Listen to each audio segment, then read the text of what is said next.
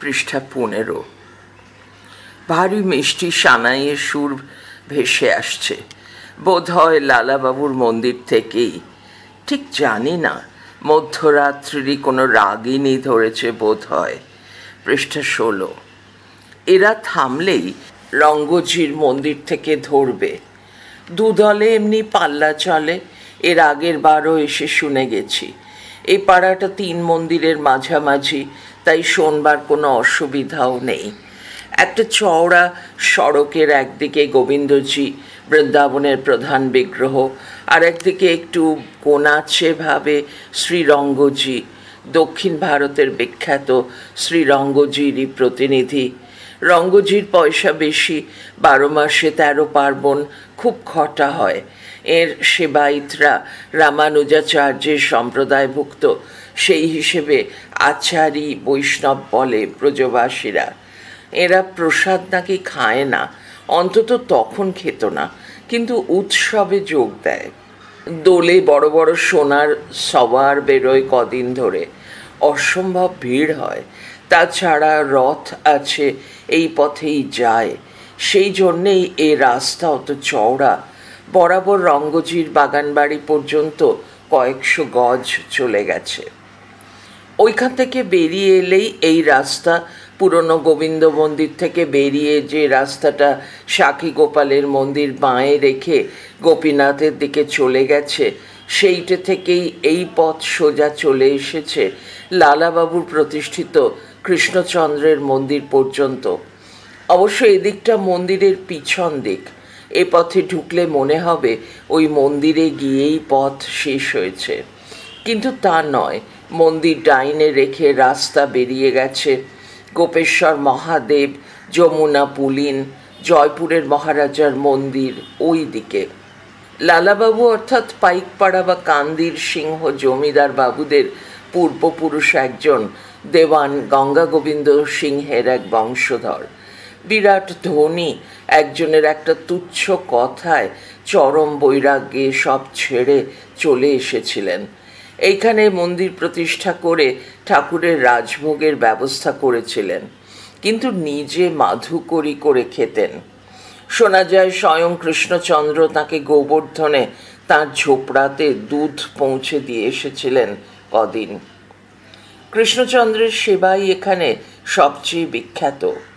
এমন ভোগের ব্যবস্থাও আর নেই। এখনকার কথা জানি না, তবে তখন ছিল না এটা ঠিক। পাছে সেই উৎকৃষ্ট প্রসাদ ভক্তরা না পায়, তাই লালাবাবু দিব্যি দিয়ে গিয়েছিলেন নাকি কৃষ্ণচন্দ্রের সেবায়িত বা পূজারীরা ওই প্রসাদ যাতে না খান। সে নিষেধাজ্ঞা নাকি মন্দিরের গায়ে পাথরে খোদাই করা ছিল। পরবর্তীকালে সে পাথর যমুনায় ফেলে দেওয়া হয়েছে। যাই হোক, এদেরই বেশি পয়সা, কৃষ্ণচন্দ্র ও রঙ্গজির। তাই এই 2 মন্দিরেই সানাইয়ের ব্যবস্থাও উচ্চাঙ্গের। গোবিন্দ মন্দিরেও বাজত, তবে সে এত উঁচু দরের নয় এবং এত রাত অবধি বাজত না। এই 2 সানাইওয়ালার পাল্লাই শোনবার মতো ছিল। বহু রাত অবধি জেগে শুনতুম। আজও বসে বসে কান পেতে শুনতে লাগলুম। একটু একটু ঘুমও পাচ্ছে এবার। বহুক্ষণ পরে আবার কথা কইলেন দিদি। একেবারে অপ্রত্যাশিত প্রসঙ্গ পারলেন একটা। তুই কেন পালিয়েছিলি তা তুই বলতে পারবি না, কিন্তু আমি বলতে পারি। চমকে উঠলুম।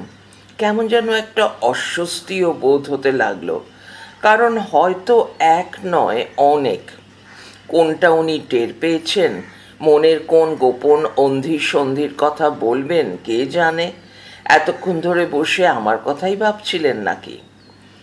দিদি বেশ একটু আত্মপ্রসাদের হাসি এসে বললেন, বারণসা গড়ন তোর, দেখলে 17 বছর মনে হয় না তো, মনে হয় মিনসে একটা। তাছাড়া পাশের পড়ার পক্ষে বয়সটাও একটু বেশি, আর ও বয়সী অন্য ছেলে থাকলেও আজকালকার ছেলে পেলে তো দেখি সব কেনখুড়ি বেঁটে বেঁটে পাকানো চেহারা। এধারে হয়তো দেখো গে যাও বয়সের গাছপাতর নেই, বাপ মা অমন 4 বছর কমিয়ে বললেও ঢের হয়ে গেছে। এদিকে অমনি কচি খোকাটি সেজে থাকেন, আসলে তোর লজ্জা করে অতটুকুটুকু ছেলের সঙ্গে বসে বসে স্কুলের পড়া পড়তে। পৃষ্ঠা 17। মনে হয় এই নিয়ে সবাই হাসাহাসি করছে, মায়ের রাস্তার লোকেরা পর্যন্ত। তাছাড়া মেলাই নাটক নভেল পড়েছিস এই বয়সেই, যা বললি তাতে মনটাও পেকে গেছে বয়সের তুলনায় ঢের বেশি। মনে হয় অনেক বয়স হয়ে গিয়েছে, এখন আর বই খাতা নিয়ে স্কুল যাওয়া সাজে না। এবার একটা কিছু করা দরকার বড় রকম, তাই না? আস্তে জবাব দিলুম, হয়তো তাই, কে জানে। ঠিক এমন পরিষ্কার করে তো ভাবিনি। এখন মনে হচ্ছে এইটাই বড় কারণ। আপনি ঠিকই ধরেছেন। ইচ্ছে করেই শেষের কথাটার উপর জোর দিলুম। ভারী খুশি হলেন দিদি, বললেন, আমি জানি যে আমার ভাইয়ের ঠিক অমনি হয়েছিল। মা বাবার তো তেমন চাড় ছিল না, তখন অত পড়াশুনোর রেওয়াজও হয়নি। যে ইংরাজি হরফ চিনল সে খুব বড় বিদ্বান। যা বলছিলুম, গোড়াতেই এলাকারই দেওয়ায় পড়া শুরু করেছেন অনেক বেশি বয়সে। আমি যখন জোর করে গৌর আড্ডির স্কুলে ঢুকিয়ে দিলুম, তখন নিচের ক্লাসে কচি কচি ছেলেদের পাশে গিয়ে বসতে হলো। সে ওর ভারী লজ্জা। মাস্টাররাও নাকি এই নিয়ে ঠাট্টা তামাশা করত। পড়া না পারলে ধেড়ে মদ্য বলে গাল দিত। কিছুতেই তাই আর স্কুল যেতে চাইল না দিন কতক পরে। হরি বলো, জয় রাধে শ্রী রাধে। রাত বোধহয় 12টা বেজে গেছে। যাই শুয়ে পড়ি গে এবার। 12টা অনেকক্ষণই বেজে গেছে, বাজতে শুনেছি ঘড়িতে। উনিই গল্পে মশগুল হয়েছিলেন, অতটা কান করেননি। তবে সে কথা বললুম না।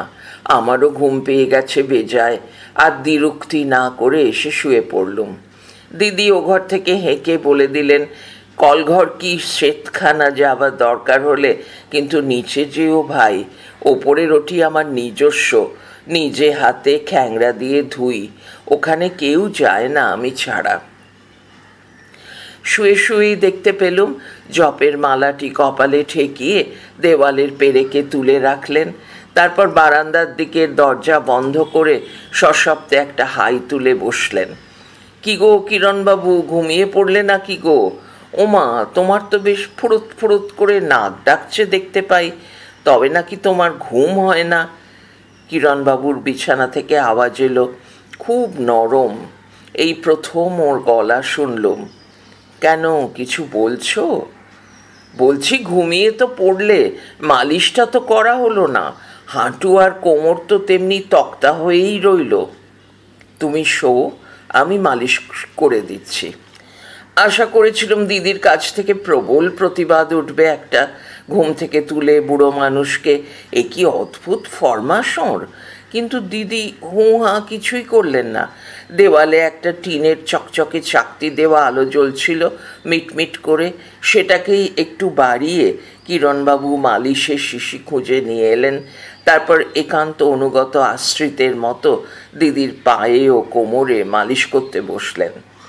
দিদি কিছুই বললেন না, কোমরের কাপড় আলগা করে দিয়ে বরং তাঁর দিকে পিছন ফিরে পাশবালিশ জড়িয়ে বেশ জুত করে শুলেন। বোধ করি ঘুমিয়েই পড়লেন সঙ্গে সঙ্গে, কারণ একবার আস্তে আস্তে যখন বললেন মাঝের কপাটটা ভেজিয়ে দিলে হতো, মালিশের গন্ধ নাকে খারাপ লাগবে ছোঁড়ার, তখনই দেখলুম গলা জড়িয়ে এসেছে তন্দ্রায়। কিরণবাবু সে চেষ্টা করলেন না, কপাট খোলাই রইল। মালিশের গন্ধটা অবশ্য আমার খুব খারাপ লাগলো না। কর্পূর কর্পূর গন্ধ একটা, কিন্তু ভালোই হোক মন্দই হোক সে আর কতক্ষণ। পৃষ্ঠা 18। আমিও বোধ হয় 2-3 মিনিটের মধ্যে ঘুমিয়ে পড়লুম। কিরণবাবু আরও কত রাত অবধি বসে ঢুলতে ঢুলতে মালিশ করলেন কে জানে। 3। তা বলে যেন ভেবো না যে কিরণবাবু আমাদের আশ্রিত কি কর্মচারী কেউ, আমাদের এন্তাজারিতে থাকে। ওর নিজের অগাধ সম্পত্তি, সত্যি সত্যি জমিদার। দত্তপুকুর না গোবরডাঙ্গা ওইদিকে কোথা জমিদারি, খুব বড় একটা কিছু নয়, তবু বছর সালিয়ানা 8-10 হাজার তো হয়ই, ফেলে ঝেলেও। এদান্তে সম্পত্তি বাড়িয়েছে আরও শুনেছি। ওর ঝামেলাই বা কি? একটা ছেলে, তারও বিয়ে থা হয়ে ছেলে মেয়ে হয়ে গেছে, ভালো ছেলে, বেশ গুছিয়ে জমিদারি দেখাশুনো করে, নাতি নাতনিরাও লেখাপড়া করছে। বড় ছেলের তো খুব মাথা শুনেছি, জলপানি পায় স্কুলেই, জাজ্জল্যমান সংসার।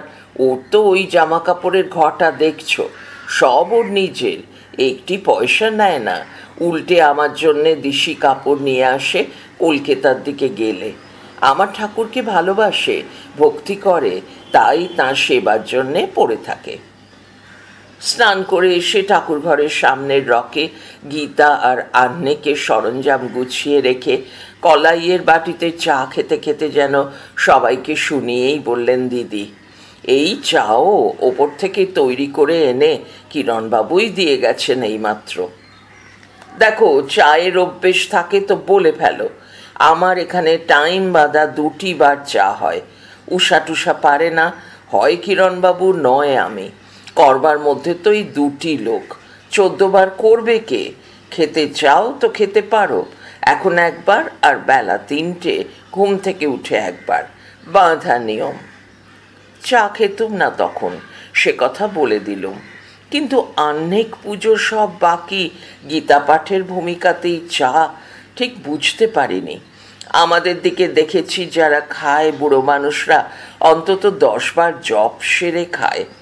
কথাটা চাপতে না পেরে বলেই বললুম অবশ্য একটু মোলায়েম করেই, আপনি তো দেখছি পুজোর আগেই চা খেয়ে নিচ্ছেন।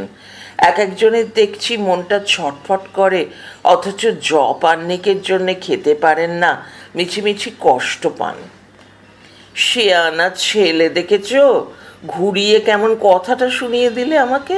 ওগো পণ্ডিত মশাই, এ আমার গুরুর হুকুম আছে, তাছাড়া এদেশে এরাও বলে পানকে নাকি দোষ নেই, যা চিবিয়ে খাবে না পান করে খাবে তা খাওয়া চলে। আমার গুরুদেব বলেছেন, মহাভারতেও নাকি লেখা আছে দুধ, জল, ওষুধ, ফলের রস এসব খেয়েও উপবাস রাখা চলে। আর সে বলুক না বলুক, ভগবানকে ডাকবো নিশ্চিন্তি হয়ে, না ডাকলে কি চলে? মনে উৎকণ্ঠা রেখে জপ আহ্নিক করা আর ইষ্টকে ফাঁকি দেওয়া এক। হেসে জবাব দিলেন দিদি। বেশ একটু অপ্রতিভ বোধ করলুম ধরা পড়ে যাওয়াতে, কিন্তু সেটা সামলাবারও সময় পেলুম না। তার আগেই কোনো প্রসঙ্গ না ধরেই কিরণবাবুর কথাটা তুললেন। পা ছড়িয়ে বসে আধসেরি বাটিতে চা খাচ্ছিলেন, পাটা অবশ্য ঠাকুরের দিকে বা সামনে ছড়াননি, একটু তেরছাভাবে ঘুরে বসেছিলেন। এক হাতে বাটি আর এক হাত পায়ে বুলোতে বুলোতে কথাগুলো বললেন। আবারও চমকে উঠলুম। কথাটা তুলিনি বটে, কিন্তু মনের মধ্যে যে সকাল থেকে এই প্রশ্নটা ঘুরপাক খাচ্ছিল তাতে সন্দেহ নেই। কিরণবাবু এর কে আর কেনই বা এত অনুগত? গত রাত্রের কাণ্ড কারখানা দেখে প্রশ্নটা মনে জাগাই স্বাভাবিক। পৃষ্ঠা 19। উত্তর অবশ্য এতেও পেলুম না, বরং সমস্যাটা বেড়েই গেল। ঠাকুর তো এখানে এই একটি নয়, অন্তত 3-4 হাজার ঠাকুর বাড়ি আছে বৃন্দাবনে। তবে এখানেই বা ওর এত ঝোঁক কেন যে কুঞ্জওয়ালির পায়ে তেল মালিশ করতে হবে? তবে উত্তর না পাই প্রসঙ্গটা তুলে আমাকে অপ্রতিভ করিয়ে দিলেন, তাতে সন্দেহ নেই। কেমন একটু যেন ভয় ভয়ও করতে লাগলো। মনের কথা সব ক্ষেত্রেই উনি টের পান নাকি এমনভাবে? এমনিভাবে ভালো মানুষের মতো হাসি হাসি মুখ দেখে বোঝবার জো নেই যে মানুষটার পেটে এত বুদ্ধি। যতই দেখছি ততই অবাক লাগছে, কিছুই যেন বুঝতে পারছি না। ধাঁচ ধরন সবটাই যেন কেমন কেমন। এধারে বাড়িতে তো অষ্টপ্রহর 8 হাতি ধুতি পরে থাকেন, স্নান করার আগে তেল মাখার জন্য আবার একটা 5 হাতি ধুতি আছে। অত বড় দশাশয়ী মানুষটির তাতে গামছার থেকে বেশি লজ্জা নিবারণ হয় না। কিন্তু কোনো কোনো ক্ষেত্রে বিলাস খুব। স্নানটাই তো একটা পর্ব দেখলুম। একটি ছোট মাদুর পেতে 5 হাতি ধুতি পরে বসে চপচপে করে তেল মাখলেন। উষাই ডোলে ডোলে মাখিয়ে দিলে প্রায় আধ ঘন্টা ধরে। তারপর স্নানের ঘরে ঢুকলেন, ঝাড়া একটি ঘন্টা কাটিয়ে এলেন সেখানে। তাও খুব বেশি সময় বলা চলে না, কারণ তার আগে সেখানে যেসব সরঞ্জাম গেল, বেসন, সরময়দা, সাবান, মা একটু গন্ধ তেল, তাতে স্নান নয়, স্নানের সমারোহই সূচিত হয়। জলও এলো বড় বড় বালতির 4-5 বালতি। উষা নিচে থেকে বয়ে এনে ভর্তি করলো। অবাক হয়ে চেয়ে আছি দেখে মুখ টিপে হেসে বলল, ও কি দেখছো মামাবাবু, ওই কুলুঙ্গিতে কত আতরের শিশি দেখেছ? ওরও একটি নিয়ে চানের ঘরে ঢুকবেন। সব শেষ হলে গা মুছে একটু আতর ঘাড়ে গলায় দিয়ে তবে শুকনো কাপড় পরবেন। বিকেলেও চাই ওটি, তবে সে কাপড় ছেড়ে পোশাকি কাপড়ে লাগানো হবে তখন। তাই কি একটা, এবেলা যেটি মাখবেন ওবেলা আর সেটি চলবে না। সত্যি দেখলুম শোবার ঘরে কুলুঙ্গিতে শাঁসার আতরের শিশি বসানো, কাঁচের ছোট ছোট শিশিতে কাঁচেরই ছিপি দেওয়া আতরই হবে নিশ্চয়ই। 8 হাতি কাপড় নয় তো জ্যালজ্যালে গামছা পরেই যা সারাদিন কাটে, তার আবার এ কোন্দিসি বিলাস। কিরণবাবুর ব্যাপারটা যেমন ঘোলাটে, ওই রোজে নাকি বোধহয় রজনী নাম, ও মেয়েটার ব্যাপারও তেমনি। ওকে দেখেই যেন কেমন মনে হয় ভালো ঘরের ভালো মেয়ে ছেলে নয়। দিদির ধাঁচ ধরনও কেমন কেমন, এত ভাবন, এত বিলাস, তবু ওর সম্বন্ধে কিছুতেই যেন তেমন খারাপ কোনো ধারণা আসে না। কোথায় যেন ওর মধ্যে একটা নির্মল স্রোত আছে, যাতে আবর্জনা ভাসিয়ে নিয়ে যায়। কোনো ময়লা জমতে পারে না ওর ধারে কাছে কোথাও। রোজে তা নয়, মনটাও ওর ভালো নয় নিশ্চয়ই, কেমন একটু যেন গুজগুজে। নিচের ঘরে থাকে একটা ট্রাঙ্ক ও সামান্য একটু বিছানা ভরসা। আসবাব বা মাল বলতে বিশেষ কিছু নেই। কাপড়ও যা দেখলুম কদিন লক্ষ্য করে, ভালো দেশি শাড়ি গোনা দুখানি আছে, পাল্টে পাল্টে পরে। বাকি যা গুণ চট। এককালে ভালো অবস্থা ছিল কিনা কে জানে, এখন দেখলেই মনে হয় খুব দৈন্য দশা। তার সঙ্গে হাত ভর্তি চুড়িটা একেবারেই বেমানান। নেহাতি দিদির আশ্রিত গলগ্রহ ভয়ে ভয়েই থাকে অবশ্য, কথা বলেই না বিশেষ, নিজে থেকে তো বলেই না। যদিচ দিদিকে একটি দণ্ডের জন্যেও তাচ্ছিল্য করতে দেখিনি। দুবেলা কাছে বসিয়ে খাওয়ান, 1 ছটাক হোক, আতপই হোক, দুধও দেন দুবেলা। রাত হলে বলেন, তুই আগে শুতে যা রোজে, রাত করিসনি, তোর শরীর ভালো নয়, দিন দিন যা শুকিয়ে যাচ্ছিস। তবু রোজের মুখে হাসি দেখিনি কোনো দিন। পৃষ্ঠা 20। কারুর সঙ্গেই ভালো করে কথা বলে না, এ ওর কুণ্ঠা নয়, ঋণের জন্যে বিড়ম্বনা বোধও নয়, কৃতজ্ঞতা বোধটাই নেই। এই বয়সেই সেটা বুঝি। শুধু দুহাত পেতে নিয়ে যাচ্ছি, শোধ দিতে পারছি না, এই মনোভাবের মানুষ যেমন সংকুচিত ও নীরব থাকে, এ তা নয়, বরং যেন নালিশের ভাব। এত করেও যেন দিদি যথেষ্ট করছেন না, ওর প্রতি অবিচার করছেন, এমনি ওর মনোভাব। অন্তত আমার তাই মনে হতো।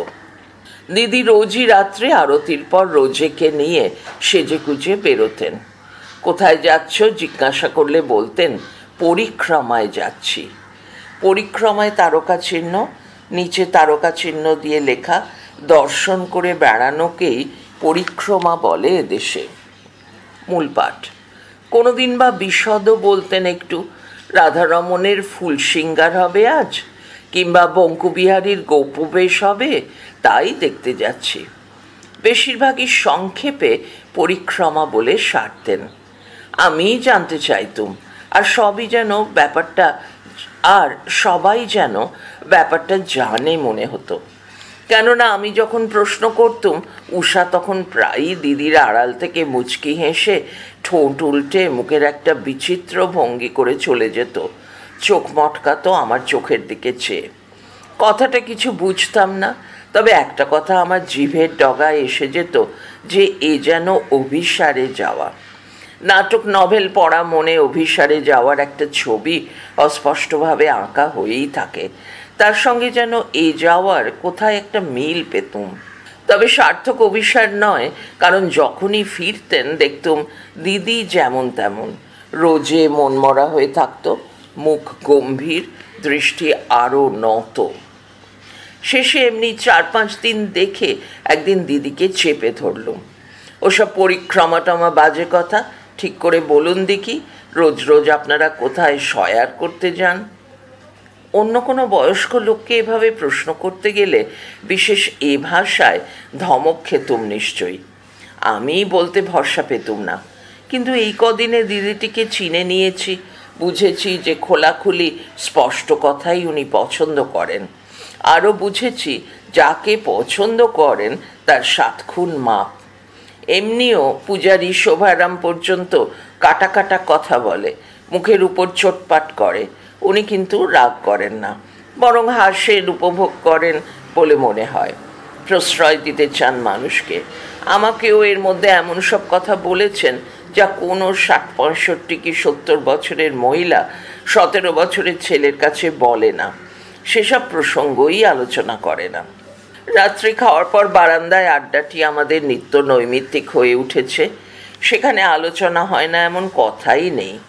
বৃন্দাবন ভগবানের লীলাক্ষেত্র, তাঁর সাধের ব্রজধাম, সে ধামের যে এত কেচ্ছা, এত কেলেঙ্কারি তা জানতুম না।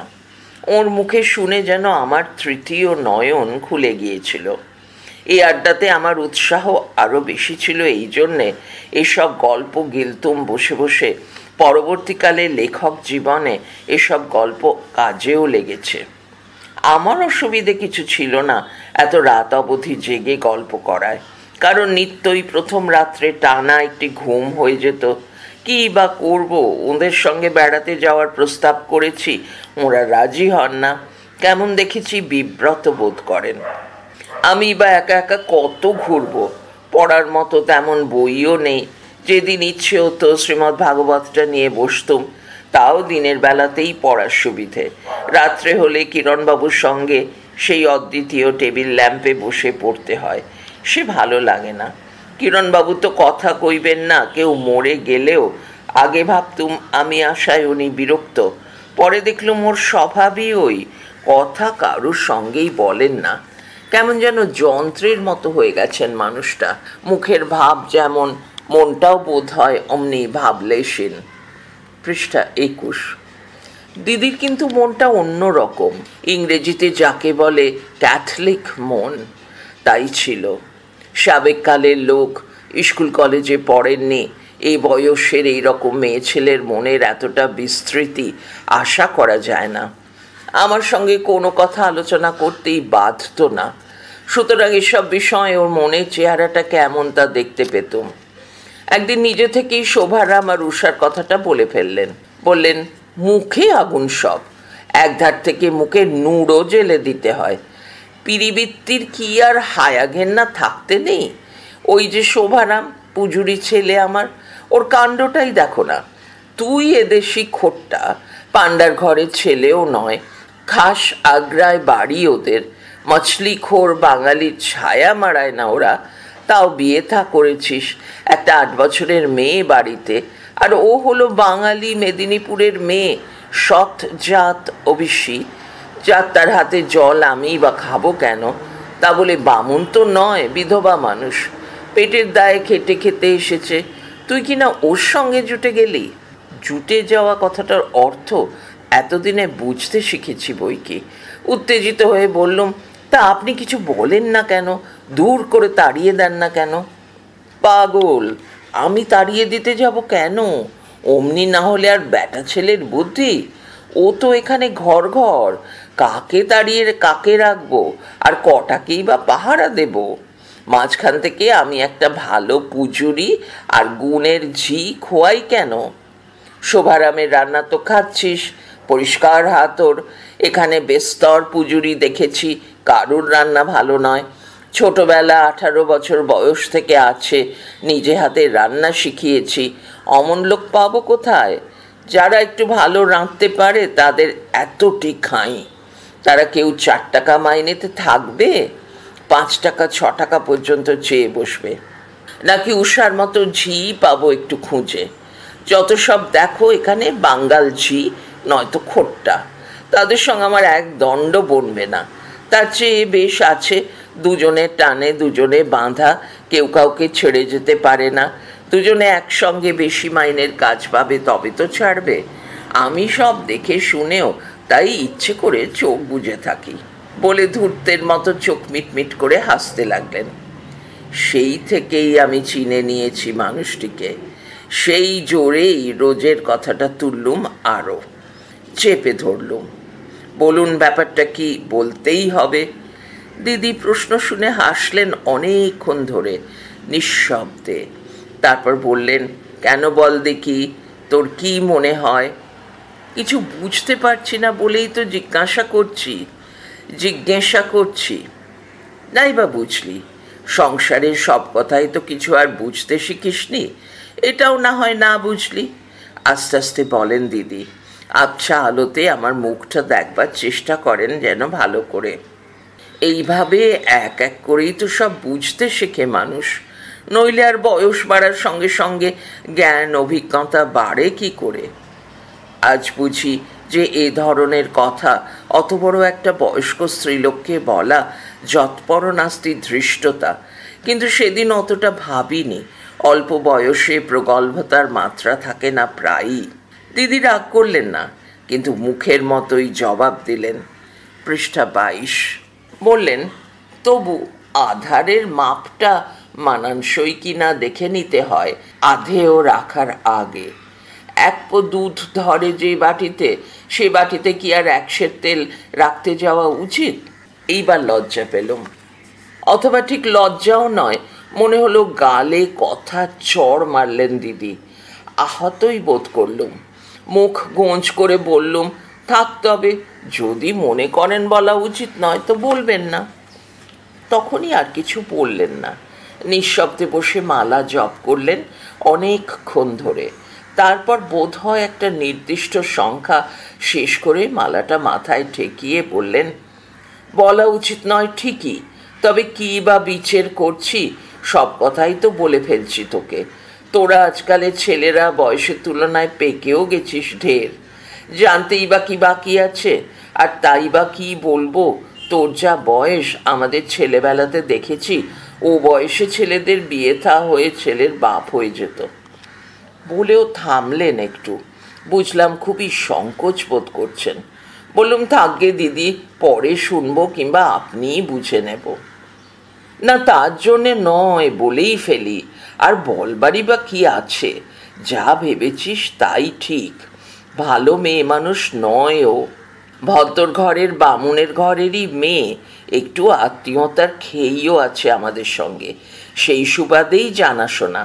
16 বছর বয়সে পাড়ার একটা ছোট জাতের লোকের সঙ্গে বেরিয়ে যায়। তখন রূপ ছিল খুব, চেহারাও তো দেখছিস ছেয়ালো। অনেকেই ওকে দেখে উসখুস করতো, অমন ছোট পীরবৃত্তি কেন হলো জানি না। একটা কথা ছিল অবশ্যই, বর নিত না, তবে তেমনি খাওয়া পড়ার দুঃখ ছিল না, যেখানে ছিল যত্নেই ছিল। টিকে থাকলে একটা হিললে হতোই, চাই কি বড় হয়তো একদিন ঘরে ফিরত, ঘর সংসার সব হতো। সেও সেই থেকে ভবঘুরে বাউন্ডুলে হয়ে গেল চিরদিনের মতো। একটু থেমে কিছুক্ষণ নিঃশব্দে কি যেন ভেবে আবার বলতে শুরু করলেন, মরুকে তা ওর আর তস সইল না। তারপর ও পথে নামলে যা হয়, অনেক হাত ঘুরে, অনেক দুঃখ কষ্ট পেয়ে দিন কতক একটু সুখের মুখ দেখেছিল। কাশীর এক বাঙালি জমিদারের হাতে পড়েছিল, তার সঙ্গে ঘরও করেছে একটানা 15 বছর। স্বামী স্ত্রীর মতোই ছিল। পোড়া কপাল ওর, সেই সময়েই গুছিয়ে নিতে পারত।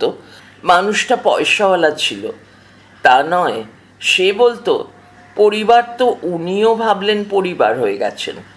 একটা বাড়ি পর্যন্ত করিয়ে নেয়নি তখন, অথচ কাশিতে 1500 2000 হলে একটা বাড়ি হয়ে যায়। বরং পয়সা যা হাতে পেয়েছে দুহাতে উড়িয়েছে, জমিদারনির চালে থেকেছে। ব্যাস, বাবু একদিনের নিউমোনিয়ায় অজ্ঞান হয়ে পড়লেন, সেই অবস্থাতেই শেষ হয়ে গেল। আর জ্ঞান ফিরল না, কিছু বলে যেতে পারল না কাউকে, কিছু লিখেও রাখেনি। আজ করব কাল করব বলতো উইলে তোমার 200 টাকা হিসেবে আম্মা সোহারার ব্যবস্থা থাকবে, এই সব। তাতেই ভুলে থাকলেন গিন্নি। বলে তো যে উইল একটা লেখানো হয়েছিল উকিলকে দিয়ে, কেবল সইটা হয়নি।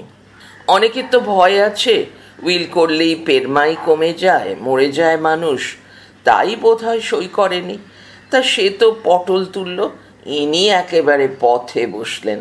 সেই মাসের 8টা না 6টা টাকা বাড়ি ভাড়া দেবেন এমন নগদ টাকা হাতে ছিল না। গয়না বেচে বেচে চলেছিল কিছুদিন, তাই ভাঙিয়েই কলকাতায় গিয়েছিলেন দিন কতক নতুন মানুষ ধরবার জন্যে। তাই এই বয়সে কে ওর তালেবর বাবু জুটবে বলো? তাছাড়া এতকাল কলকাতা ছাড়া পুরনো চেনা লোকের সঙ্গে যোগাযোগ নেই। পৃষ্ঠা 23। কে কোথায় উঠে গেছে কিংবা মরে হেজে গেছে, নতুন যারা তারা চেনেই না, তারা সাহায্য করবে কি? রাস্তায় বসে ভিক্ষে করতেই হতো। কি করে যেন আমার ঠিকানা পেয়ে এখানে চলে এসেছে বললে বিশ্বাস করবি না, ঠিক 2টি আনা পয়সা হাতে নিয়ে এসে উঠেছিল। এই পর্যন্ত বলে আর একবার থামলেন দিদি, বাঁ হাত দিয়ে পায়ে হাত বুলোতে লাগলেন বসে বসে। তা এখনো তো হাত ভর্তি চুড়ি রয়েছে। আস্তে আস্তে বললুম, পোড়া কপাল, ও আবার চুড়ি কিসের? ও তো কেমিক্যালের চুড়ি। কাঁচের চুড়ি পরে এসে দাঁড়িয়েছিল। অত বড় মানুষটা শুধু কাঁচের চুড়ি পরে থাকলেই ঝিঝি দেখায় না? আমি কলকাতা থেকে পাঁজির বিজ্ঞাপন দেখে ডাক খরচা করে আনিয়ে দিয়েছি। নিত্যি সিঁদুর দিয়ে ঘষে চকচকে করতে হয়। বলি ভেক চাই তো, ভেক না হলে ভিক্ষে মিলবে কেন? অনেকক্ষণ অপেক্ষা করে রইলুম আরও কিছু বলবেন মনে করে। উনি কিন্তু একেবারে মুখ বুঝলেন যেন, নিঃশব্দে বসে মালাই জপে যেতে লাগলেন। তখন আস্তে আস্তে আবারও প্রশ্ন করলুম, তা ভিক্ষেটা কিসের? এই যে ঘোরা রোজ সন্ধেবেলা, এ কেন? মদ ছোড়া, এত বুঝিস আর এটা বুঝিস না? সব কথা বুঝি আমার মুখ থেকে বার না করলে চলছে না। আমি এখানে বসে ওকে আর কি সাহায্য করব? ভরসার মধ্যে তো মহান্ত আর গোঁসাই কজন। তা এখানে বড় বড় গোঁসাই যারা, তাদের কারো কারো এ অভ্যেস আছে। অনেকের 2-3টি করে সেবাদাসী আছে বাইরে। বাঙালি যারা তারা তো বটেই, ব্রজবাসী মানে এদেশি হিন্দুস্থানি যারা, তাদেরও ঝোঁকটা বাঙালি মেয়েদের দিকেই। এসব দেখাশুনো কি জোগাড় জাগাড়ে অন্য লোক লাগে না? ওই মন্দিরে মন্দিরেই শুভদৃষ্টি হয়, দালাল আসে পিছু পিছু, বন্দোবস্ত হয়ে যায়। তাই সেই আশাতেই ওকে নিয়ে ঘোরা, যদি কারুর নজরে পড়ে যায়, এই আর কি। তা কোনো সুবিধে তো দেখছি না কোথাও। এক বুড়ো গোঁসাই একটু ঝুঁকেছে বটে, পয়সাও অগাধ, কিন্তু তার 80-র কাছাকাছি বয়স। সে আর কদিন বাঁচবে? দেখছি যদি আরও একটু কম বয়সের কেউ জোটে, তবু 2-4টে বছর হাতে পায়। ঠেকে শিখেছে তো, হয়তো কিছু জমিয়ে নিতে পারবে। না হয় ওই বুড়োই ভরসা, অগতির গতি। আমি আর কদিন টানব? তিনি একটু হেসে মালা ধরলেন আবার। বিষণ্ণ ঠিক নয়, অপ্রতিভের হাসি, তার সঙ্গে একটু করুণা মেশানো। এসব শুনে গা ঘিন ঘিন করারই কথা, কিন্তু কে জানে কেন তা করল না। দিদির ওপরে তো নয়ই, ওই মেয়েটা সম্বন্ধেও ঘৃণা বোধ হলো না, বরং দুঃখই বোধ করলুম একটা। ওরা দোষ কি? ঘর সংসারের স্বাদ মেটেনি বলেই অমন করে মেটাতে গিয়েছিল বেচারি। যখন দিন পেয়েছিল তখন যদি নিজেকে বেশ্যা বলে না ভেবে ভদ্রলোকের স্ত্রী বলেই ভেবে থাকে, তো তা ওর সুজন্ম সংস্কারই প্রমাণ করে। বংশের সংস্কার এটা, আকরের টান। ভাগ্যটা মন্দ বলেই বারবার এই পথে আসতে হচ্ছে, এই ভেবে সহানুভূতি জাগলো মনে মনে। একটু পরে দিদি কথা কইলেন আবার, যেন আমার চিন্তা সূত্রের এই খেই ধরে বললেন, কিরে, দিদির ওপর ঘেন্না হয়ে গেল তো? ছি, কি বলছেন? আন্তরিকতার সঙ্গেই বলি, আমি এমন কি একটা লোক যে এসব শুনেই ঘেন্না হবে? দিদির ওপর তো নয়ই, দিদির আশ্রিতার ওপরও হয়নি। ঘেন্না হবেই বা কেন? দোষ যদি কারো থাকে সে তো ওর বরাতের। পৃষ্ঠা 24। গম্ভীরভাবে দিদি বললেন, ঠিক বলেছিস তুই, হতভাগী একেবারে। ওর জন্মলগ্নের দোষ, ওর অপরাধ কি? কি করব? আমার যদি তেমন সঙ্গতি থাকতো তো এই বয়সে কি আর? তাছাড়া এখন থেকে শুধু পেট ভাতে এক জায়গায় পরমুখাপেক্ষী হয়ে পড়ে থাকা কি ভালো? আমি আর কদিন, এরপর যারা সেবায়েত হবে তারা যদি সে ভাতও না দেয়, এ তো সব দেবোত্তর, গভর্নমেন্টের ঘরে রেজিস্টারি করা, এ থেকে তো পৃথক করে কিছু দিয়ে যেতে পারবো না। আর কিছুই বলার ছিল না, কোনো পক্ষেই না।